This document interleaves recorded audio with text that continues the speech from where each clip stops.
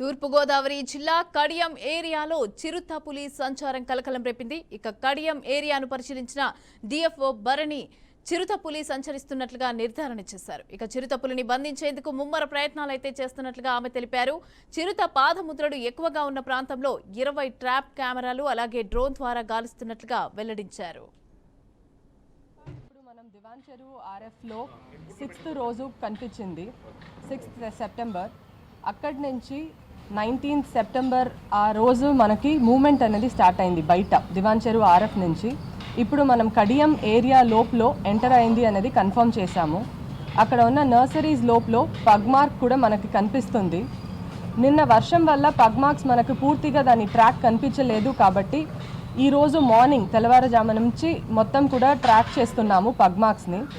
And కొద్దిగా చోటు identify చేశాము పగ్ మార్క్ రిపీటెడ్ మూమెంట్ ఉన్నాయని.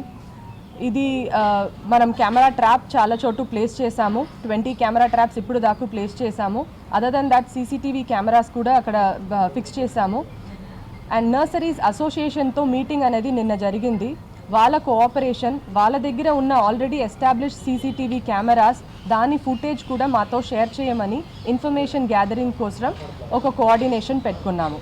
ఇప్పుడు వాళ్ళు మోటార్ రూమ్లో వెళ్తున్నా లేకపోతే ఒక షేడ్ నెట్ని ఓపెన్ చేస్తున్నా ఎలా మనం ఫస్ట్ ప్రికాషన్ తీసుకోవాలి, అక్కడ నర్సరీ ఏరియాలో ఉన్నవాళ్ళు టార్చ్ ఎలా వాడాలి, దేనికి మనం లోపల వెళ్ళని ముందు టార్చ్తో లైట్ కొట్టి ఫస్ట్ అక్కడ యానిమల్ లేదా అనేది కన్ఫర్మ్ చేసుకోవాలి అనేది కూడా వాళ్ళకు నిన్న చెప్పడం అనేది జరిగింది. ఆ ఏరియాలో పబ్లిక్ కొద్దిగా డిస్టర్బ్ చేయకుండా ఉంటే ఈ ఆపరేషన్ ఇంకా మనకి ఎఫెక్టివ్ అండ్ సక్సెస్ఫుల్గా ఉంటుంది. ఒక చోటు పగ్ మార్క్ కనిపించిందంటే మొత్తం క్రౌడ్ అక్కడ వచ్చి దాన్ని డిస్టర్బ్ చేసేస్తే మళ్ళీ మనం